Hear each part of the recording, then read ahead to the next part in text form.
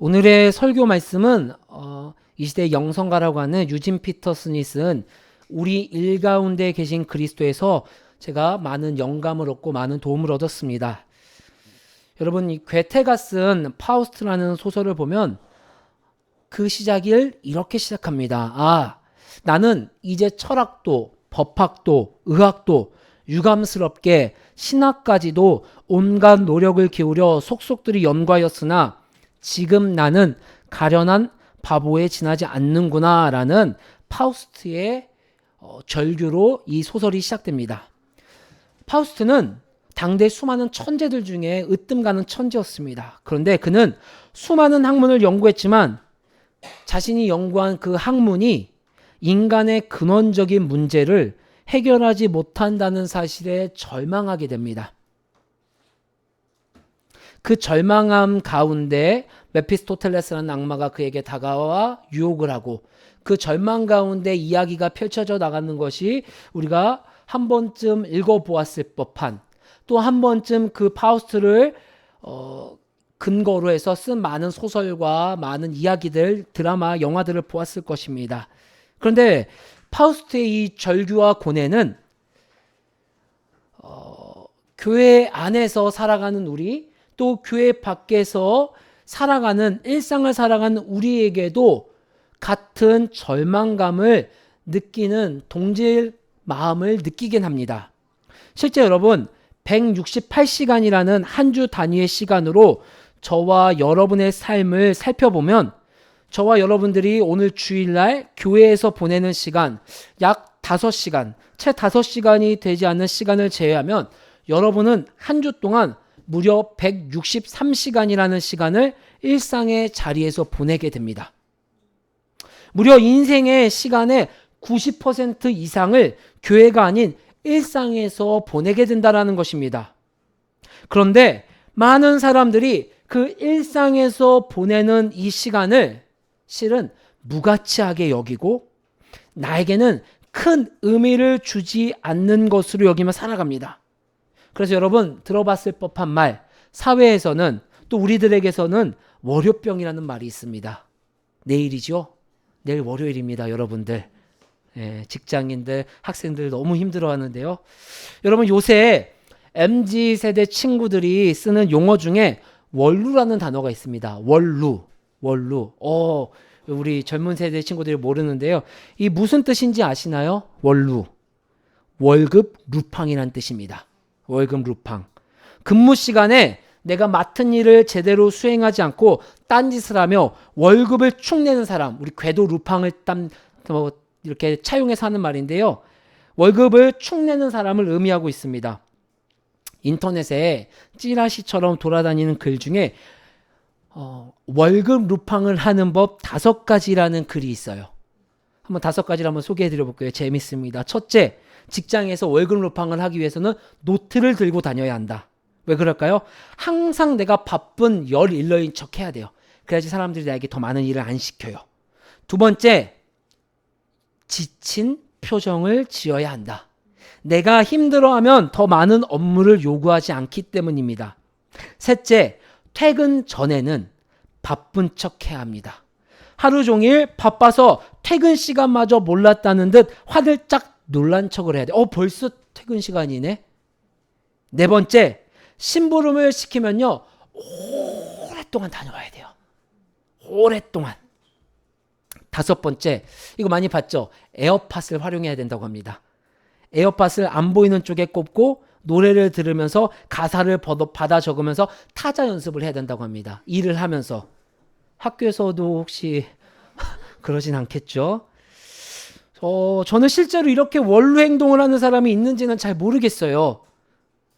하지만 많은 사람들이 일상에서 내 삶의 자리, 학생이면 학생의 자리, 직장이면 직장에서 자리가 무가치하다고 느껴져 내가 월급 때문에, 좀 보다 실제적으로는 카드값 때문에 어쩔 수 없이 우리가 일상에서 일을 하곤 합니다. 특별히 한국 사회는요, 초기에 선교를 오신 선교사님들의 신학과 우리 이 조선에 가지고 있었던 어떤 토테니즘적인 문화의 영향을 받다 보니 우리 그리스도인들 신앙이 내세 지향적인 신앙을 추구하게 되었습니다. 내세지향적인 신앙의 특징이 무엇일까요? 이 땅에서 살아가는 삶보다는 내가 죽어서 가는 천국, 즉 내세가 더 중요하다고 여기는 거예요. 그러다 보니 교회에서 종교적으로 하는 하나님의 일은 거룩하고 조금 더 가치 있고 조금 더 상위의 일이라고 생각하고, 세상에서 일하는 일, 저 교회 문 밖을 나가서 하는 일들은요, 속되다는 인식을 알게 모르게 우리 믿음의 선배들로부터 지금까지 우리에게 전수되어져 내려오고 있습니다. 그러한 인식들이 우리가 잘 알고 있는 이 포스트 모더니즘, 개인주의적인 시대의 조류를 만나게 되면서 이 월급 루팡을 조장하는 듯한 글들로 온 인터넷과 우리 삶의 자리에 범람하게 됩니다. YOLO, well-being, well-dying. 여러분들의 삶이 더 중요하다는 거예요. 직장이 뭐가 중요하냐는 거예요. 여러분들이 좀 더 여러분들의 삶을 윤택하게 하고 내가 만족스러워야 된다는 거예요. 그래서 요새 한 5년 전, 10년 전만 해도 구급 공무원이 열풍이 불었는데 요새 구급 공무원 퇴사자들이 점점점 늘어나고 있답니다. 빡빡한 인생, 작은 월급, 민원인들의 고충들, 젊은 세대들이 이 월급 루팡 이런 문화가 있다 보니까 난 공무원은 못하겠다라는 거예요. 그러면서 점점점 퇴사율이 조금씩 상승하고 있다는 것을 우리는 매스컴을 통해 확인할 수 있습니다. 오늘 본문의 말씀을 보면 제가 앞서 말씀드렸던 이러한 일상에 관한, 우리 삶의 자리에 관한 인식과 생각이 잘못되었다는 걸 우리가 살펴볼 수 있는데, 우리 한번 말씀을 읽어볼까요? 시작. 무슨 일을 하든지 사람에게 하듯이 하지 말고 주님께 하듯이 진심으로 하십시오. 여러분은 주님께 유산을 상으로 받는다는 사실을 기억하십시오. 여러분이 섬기는 분은 주 그리스도이십니다. 아멘. 영어 성경을 보면 이 무슨 일을 whatever you do 라는 단어로 문장으로 번역을 했습니다. 이것을 의역해 보면요, 거룩한 것과 속된 것에 구별이 되지 않는 모든 피조 세계를 의미하는 거예요. 즉 쉽게 말해서 우리가 한 주 동안 여러분들이 오늘 아침부터 와서 교회에서 머무는 5시간 정도의 시간보다 이제 직장으로 집으로 돌아가셔서 머무는 더 많은 시간을 활동하는 일상에서, 즉 교회뿐만 아니라 저 교회 밖에서 모든 일, 모든 피조 세계 가운데서도 여러분들이 진심으로 대해야 한다는 것을 바울이 말씀하고 있는 것입니다. 그런 점에서 우리가 예수님을 살펴볼 필요가 있습니다. 알다시피 예수님은 목수였습니다. 예수님이 그리스도로, 메시아로 사역을 시작한 것은 약 30살부터였어요. 30살부터 3년 정도 공생애라고 하는 사역을 하시고 십자가에 못 박히사 돌아가셨습니다. 그럼 30살 이전에는 무슨 일을 하셨느냐? 짧게는 18년도 더 했을 수가 있겠죠. 최소 18년 동안을 목수로 살아오셨습니다. 예수님은 그 목수로 살아온 18년을 원루처럼 살아오셨을까요? 나는 메시아인데, 나는 그리스도라는 인식을 분명히 하셨는데, 내가 이 18년 동안은 내가 아직 그리스도로 일을 하지 않으니까 내가 18년 동안은 월급만 축내는 사람처럼 살아오셨을까요? 우리 사도 바울을 살펴봅시다. 사도 바울은 선교지에서 복음을 전하거나 각 서신서들을 쓰는 시간 외에는 장막을 파는데, 장막을 만드는데 온 에너지를 쏟았습니다. 그래서 텐트 메이커라는 별명이 있죠. 그 사도 바울이 나의 본업은 복음을 전하는 자야. 나의 본업은 수많은 교회들이 다시 한번 설 수 있도록, 또 믿지 않는 자들에게 그 복음이 다시 세워질 수 있도록 글을 쓰는 사람이야. 그러니까 내가 평상시 장막을 만드는 일을 대충 하면서 살아가고 내 본업에만 열심히 일을 하며 살으셨을까요? 만약에 그랬다면 사도 바울은 오늘 골로새서 이 편지를 쓰지 않으셨을 것입니다. 성경을 짐작해 보건대 아마도 예수님이 만든 목공 제품은 최고의 작품이었을 것입니다. 사도 바울이 만든 장막도 아마도 그 누구보다도 멋있고 튼튼한 검증된 장막이었을 것입니다. 골로새서라는 편지를 받은 교회에는 이 당시 큰 어려움을 겪고 있었습니다.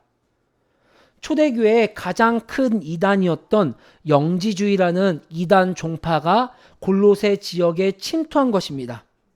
그래서 골로새 지역에는요, 어느 순간 사도 바울을 통한 간접적으로 복음을 들었던 그 교회 안에 있는 그리스도인들에게 영지주의의 가르침들이 뼛속 깊숙이 침투하였습니다. 많은 그리스도인들이 영지주의의 영향을 받아 예수님이 말씀하여 주신 길, 예수님이 제시하여 주신 길과는 전혀 반대의 길을 걷고 있었습니다. 그것이 바로 골로새 지역이 가지고 있었던 어려움이자 문제였습니다. 영지주의는요, 비밀스러운 지식과, 마치 이게 영적인 비밀이야, 너가 모르고 있는 영적인 비밀이야, 이걸 알아야지만 너가 참 그리스도인이 될 수가 있고, 이 비밀을 알아야지만 너희들이 참 천국을 누릴 수 있어라고 하는 이 비밀스러운 지식과, 또한 그들이 가지고 있었던 영적 깨우침을 강조했었던 초기 이단입니다. 이들의 핵심은요, 인간의 육신을 적대시했어요. 그리고 영적인 부분만을 강조했어요. 그렇기 때문에 그들에게는요, 영지주의자들에게는요, 영지주의의 영향을 받은 자들에게는요, 세상에서 우리 삶의 자리에서의 일은요, 중요하지가 않았어요. 뭐하러 중요해? 이제 예수님이 다시 오실 건데? 뭐하러 중요해? 난 예수님 믿다가 천국 가는 게 내 인생에 더 가치 있는 일이고 더 중요한 일인데. 그래서 바울이 데살로니가 교회에 그런 편지를 했습니다. 여러분, 주님 오시기 전까지 여러분 삶의 자리에서 열심히 사셔야 됩니다. 잘못된 종말론 교육으로 인해서 내일 예수님이 올 건데 내가 왜 일을 해? 예수님이 이제 곧 오실 건데 내가 못하러 정직하게 살아? 난 이제 내 마음대로 살 거야 라고 하는 잘못된 영지주의의 가르침들. 현대인들 사이에서도요, 실은 우리 안에 이런 모습들이 나타나고 있습니다. 유진 피터슨이 인용한 샤르댕이라는 학자가 3가지 왜곡된 모습으로 현대인들에게도 이런 골로새 지역의 교회의 성도들의 모습이 나타난다고 하는데요. 그 첫 번째는요, 왜곡된 형태입니다. 왜곡된 형태. 이건 무슨 뜻이냐면요, 하나님이 영이시니 나도 영이 되려는 행동이에요. 이것은요, 영지주의자들처럼요, 이 땅에서 살아가는 것에는 큰 의미를 두지 않고 어떻게 해서든지 영적인 것만 추구하며 살아가는 사람들이에요. 한마디로 영적인 것에만 집착하며 현실 세계를 완전히 무시하는 거예요. 현대인들에게도 이런 왜곡된 형태의 모습들이 나타납니다. 두 번째로는요, 넌더리가 난 형태입니다.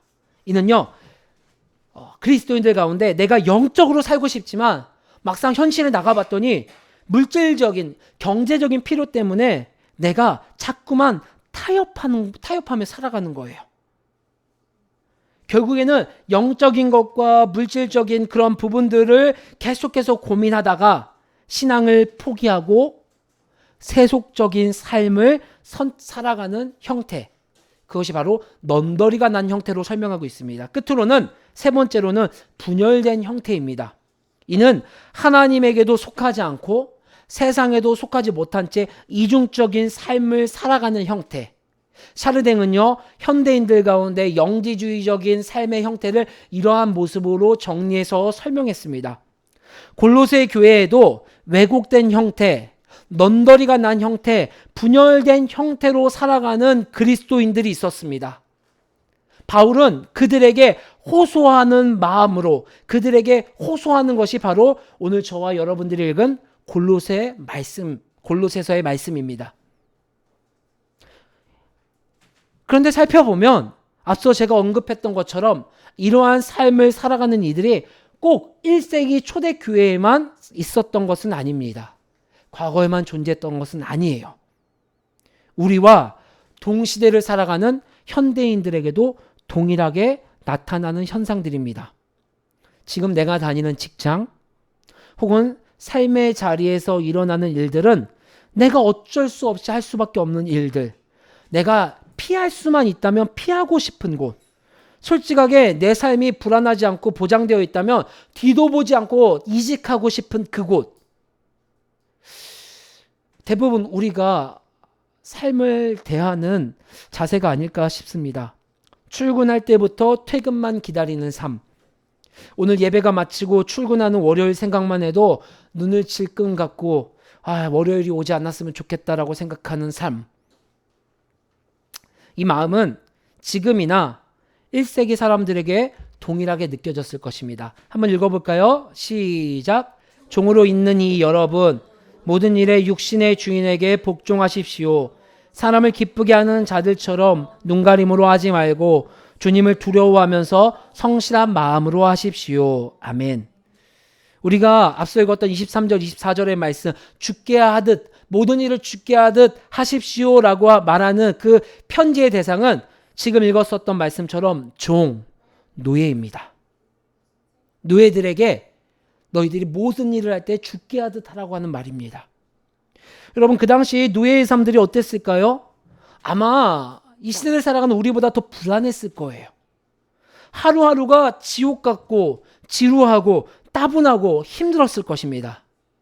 그런데 바울은 그 노예들에게 너희가 노예로서 하는 모든, 주인을 섬기는 모든 일들, 그 모든 일을 마치 죽게 하듯 하라고 매몰차게 권면하는 것입니다.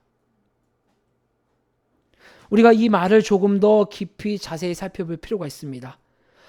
온 피조를 세계를 창조하신 하나님, 또 그 세상을 구원하기 위하여 이 땅에 인간의 몸으로 성육신하신 예수님은요, 하나님께서 피조물을 창조하실 때나 이 땅에 오실 때 세상과 교회를 구별하지 않으셨습니다.